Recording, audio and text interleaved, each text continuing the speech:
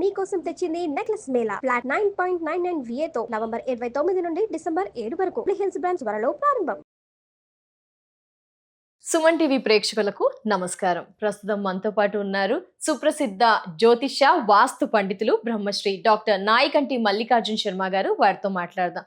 So ఈ December నెలలో 12 రాశుల వారి రాశి ఫలాలు ఎలా ఉండబోతున్నాయో వారి ద్వారా తెలుసుకుందాం. గురుగారు నమస్కారం. గురుగారు, డిసెంబర్ మాసంలో మేషరాశి వారి రాశి ఫలితాలు ఎలా ఉండబోతున్నాయి గురుగారు? తప్పకుండా అమ్మా. ఓం శ్రీ గురుభ్యో నమః. ఓం శ్రీ మాత్రే నమః. డిసెంబర్ నెలలో ముఖ్యంగా ప్రధానంగా మేషరాశి వాళ్ళకి గురువు వక్రస్థితిలో ఉన్నాడు మిథున రాశిలో. అంటే డిసెంబర్ 5వ తారీఖు నుంచి కర్కాటకం నుంచి మిథున రాశిలోకి సంచారం చేస్తారు. అది వక్రస్థితిలో ఉంటాడు కాబట్టి మేషరాశి వాళ్ళకి కొంత అనుకూలమైన ఫలితాలు ఎక్కువగా ఉన్నాయి. అంటే ఇటు గురువు అనుకూలంగా ఉండటం, అలానే శని కూడా వక్రస్థితిలో ఉండటం వల్ల శని బలము గురు బలం అనేది చాలా బాగుంటుంది. అలాగే రాహు యొక్క స్థితిగతులు కూడా చాలా బాగుంటాయి. అంటే గోచారరీత్యా చెప్పబడే ఫలితాలే అంటారు ఇవి వాస్తవంగా అయితే. అంటే బర్త్ చార్ట్ గోచారం అంటే this is the transit system అంటారు. బర్త్ చార్ట్కి సంబంధించిన ఫలితం అనేది కాదు. యాక్చువల్గా గోచారరీత్యా చెప్పబడే ఫలితాల్లో మేషరాశి వాళ్ళకి గురువు తృతీయ స్థానంలో ఉండటం, అంటే ఇక్కడ వ్యయాధిపతి అలానే భాగ్యాధిపతి గురువు తృతీయ స్థానంలో ఉండటం వల్ల అనుకూలమైన ఫలితాలు జరుగుతాయి. అంటే వక్రస్థితిలో ఉంది కాబట్టి మంచి ఫలితాలు జరుగుతాయి. వీళ్ళకి ఎలాంటి ఫలితాలు జరుగుతాయి? ఆకస్మికంగా ధనలాభము, ఫైనాన్షియల్ పరంగా ఇబ్బంది లేకుండా ఉండటం, వీళ్ళకి ఏదైతే డబ్బులు రావాల్సినవి ఉంటాయో అలాంటివన్నీ కూడా రావటం, ఒకటి ప్రణాళికాబద్ధంగా ఒక ప్లాన్ ద్వారా ముందుకు వెళ్ళే అవకాశాలు ఎక్కువగా ఉంటాయి. అంటే ఒక వ్యాపారం కానీ ఉద్యోగపరంగా కానీ వృత్తి ఉద్యోగ వ్యాపార రంగాల్లో అనుకూలంగా ఉండే అవకాశాలు ఎక్కువ ఉంటాయి. అంటే గురువు అనేవాడు చాలా బాగున్నాడు అంటే వివాహ ప్రయత్నాలు సఫలీకృతమయ్యే అవకాశాలు ఎక్కువగా ఉంటాయి.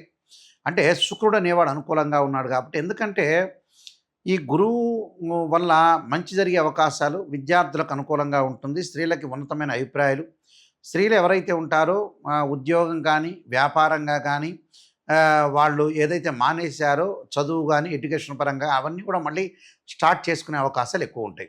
అంటే ధనధాన్య లాభం కలిగే అవకాశం ఉంటుంది. ధనపరంగా ఇబ్బందులు లేకుండా ఉంటుంది. నూతన వ్యాపారాల్లో చేరచ్చు, నూతన ఉద్యోగాలు చేరచ్చు, నూతన వ్యాపారాలు కూడా పెట్టుకోవచ్చు. అంటే గురువు బాగున్నాడు.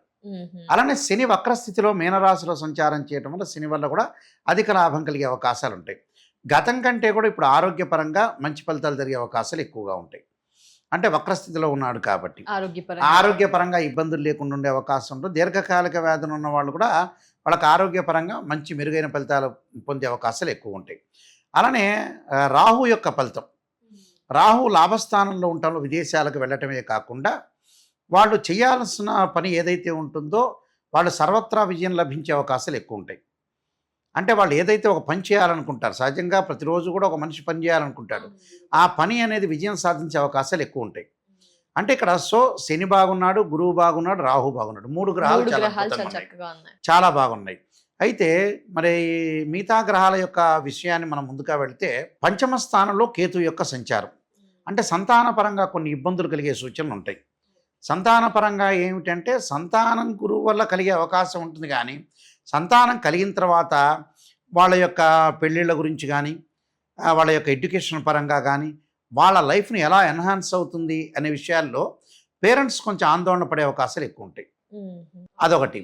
అలానే తీర్థయాత్రలు పుణ్యక్షేత్రాలకు వెళ్ళే అవకాశాలు ఖచ్చితంగా ఉంటాయి. దాని తర్వాత ముఖ్యంగా ప్రధానంగా మిగతా గ్రహాల యొక్క కలయికను మనం చూద్దాం. బుధగ్రహము ఏదైతే మనకు వృశ్చిక రాశిలో సంచారం చేస్తారు, ఈ బుధుడు ఏమిటంటే మేషరాశి వాళ్ళకి తృతీయాధిపతి, అలానే వీళ్ళకి వచ్చే షష్టమాధిపతి బుధుడు అష్టమ స్థానంలో ఏదైతే ఉండటం వల్ల వ్యాపారపరంగా చిన్న చిన్న ఇబ్బందులు కలిగే అవకాశాలు ఎక్కువ ఉంటాయి. అంటే బంధువుల మిత్రులతో కానీ స్నేహితులతో కానీ కొంత మాట పట్టింపులు వచ్చే అవకాశాలు ఎక్కువ ఉంటాయి. అంటే ఎంతవరకు మాట్లాడాలో ప్రజలను అంతవరకు మాట్లాడాలి. అంటే ఈ మధ్యకాలంలో చాలామంది కూడా మెంటల్ డిజార్డర్ అయ్యారు. ఉదాహరణకి మనమే కారులో వెళ్తుంటే ఎదుటివాడు కారు గుద్ది మనం ప్రశ్నించే వాళ్ళు ఎక్కువ మంది అయ్యారు కదా. అందువల్ల రాను సంవత్సరాలు గడుస్తున్న కొద్దల్లా మనుషుల మెంటల్ డిజార్డర్ ఎక్కువ అవుతుంటుంది. 2025 అయినా 2025కి 2035 కంపారిజన్ చేసుకున్నా, వాళ్ళ 2045 2055కి కంపారిజన్ చేసుకున్నా, ఆ సమయంలో 2055 ఆ ప్రాంతాల్లో నేను ఉన్నా లేకపోయినా మెంటల్ డిజార్డర్ మనకు పెరుగుతుంది. ప్రతి సంవత్సరం ఎవ్రీ ఇయర్ గ్యారంటీగా పెరుగుతుంది. టెన్షన్స్ పెరుగుతుంటాయి. కావాలంటే చూడండి, ఎక్కడైనా ఎగ్జాంపుల్ 2000 నుంచి 2025 వరకు మారతాడు. ఏ మాట్లాడతారో వాడికే అర్థం కాదు.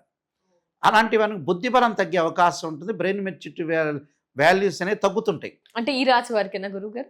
ఈ రాశి వారు టోటల్ ఎవ్రీథింగ్ అన్ని రాశుల వాళ్ళకి కూడా. అయితే ఈ రాశి వాళ్ళు కొద్దిగా ఈ నెలలో ఆచితూచి అడుగు వేసి ముందుకు వెళ్ళాలి. అలానే శుక్రుడి యొక్క బలం వల్ల అనుకూలంగా ఉండే అవకాశం ఉంటుంది. ఎందుకంటే ఇక్కడ శుక్రుడు ధనుసు రాశి సంచారం చేస్తున్నాడు అని అంటే ఏంటంటే వాళ్ళకి ప్రత్యేకంగా భాగ్యస్థానంలో శుక్రుడి యొక్క సంచారం వల్ల శుభ కార్యక్రమాల్లో పాల్గొనే అవకాశాలు, వివాహ ప్రయత్నాలు సఫలీకృతం కావటం, వాహనాలు కొనుగోలు చేసే అవకాశాలు, సుఖము సౌఖ్యము భోగం అనుభవించే అవకాశాలు ఎక్కువగా ఉంటాయి. సో శుక్రుడి యొక్క బలం కూడా చాలా అనుకూలంగా ఉండే అవకాశాలు ఎక్కువ ఉంటాయి. ఎందుకంటే శుక్రుడు వచ్చేటప్పుడు అష్టమ స్థానంలో ఉంటాడు, తర్వాత డిసెంబర్ మధ్యకాలంలో భాగ్యస్థానంలో కూడా వస్తాడు. కాబట్టి కొంత అనుకూలమైన ఫలితాలు జరిగే అవకాశాలు ఎక్కువగా ఉంటాయి. అలానే డిసెంబర్ మధ్య తర్వాత నుంచి వాడు పెళ్లి ప్రయత్నాలు చేసుకోవడం చాలా మంచిది. అలానే కుజుడి యొక్క బలం వల్ల రియల్ ఎస్టేటు కోర్టు సమస్యలు రాకుండా చూసుకోవాలి, వాహన ప్రమాదాలు రాకుండా చూసుకోవటం మంచిది. రవి యొక్క బలం వల్ల ఉద్యోగపరంగా భద్రత బాగా పెరిగే అవకాశాలు ఎక్కువ ఉంటాయి. సహజంగా ఏంటంటే మేషరాశి వాళ్ళకి రాశ్యాధిపతి కుజుడు అవుతాడు. ఈ కుజుడు వల్ల కోపము, ఉద్రిక్తత, ఆవేశము, టెన్షను ఇలాంటివి ఎక్కువ ఏర్పడుతుంటాయి. అంటే 10 మందిలో 6గురికి ఏర్పడుతుంటాయి. కాబట్టి ఆ ఆవేశాన్ని, ఆలోచనల్ని చాలా తగ్గించుకొని మంచి ఆలోచనలు, అలానే కోపము, ఉద్రిక్తత, ఆవేశం అన్నీ కూడా తగ్గించుకొని ముందుకెళ్ళటం చాలా మంచిది. వీళ్ళు కొన్ని రెమెడీస్ చేసుకోవటం చాలా మరి మంచిది. ఏమిటి ఆ పరిహారాలు, రెమెడీస్ గురువు గారు? వీళ్ళు తప్పకుండా సుబ్రహ్మణ్య స్వామి యొక్క ఆరాధన చేయాలి. సుబ్రహ్మణ్య స్వామి యొక్క ఆరాధనతో పాటు ప్రత్యేకంగా వీళ్ళు చేయాలి. లలితా సహస్రనామ పారాయణం ఇంట్లో చేసుకోవటం చాలా మంచిది. దాంతోపాటు ఓం నమః శివాయ పంచాక్షరి చేసుకొని చక్కగా ఇంకా మంచి ఫలితాలు రావాలంటే అంగారకాయుధ్నే శక్తి అస్థాయి ధీమే తన్నో భౌమ ప్రచోదయాతని మంగళవారం రోజున 21 సార్లు చదవటం ఒకటి. అలానే అది కుదరని వాళ్ళు ధరణీగర్భ సంభూతం విద్యుత్ కాంతి సమప్రభం కుమారశక్తి అస్తంచ మంగళం ప్రణమామ్యం అనే మంత్రాన్ని కూడా చక్కగా చదువుకోవటం వల్ల మంచి జరిగే అవకాశం. వీలైతే మంగళవారం రోజున కందుల దానం, ఎర్రని వస్త్రం దానం చేయటం వల్ల కూడా వీళ్ళకి మంచి జరిగే అవకాశం ఖచ్చితంగా ఉంటుంది. తప్పకుండా గురువు గారు, ధన్యవాదాలు. నమస్కారం. నమస్కారం అండి.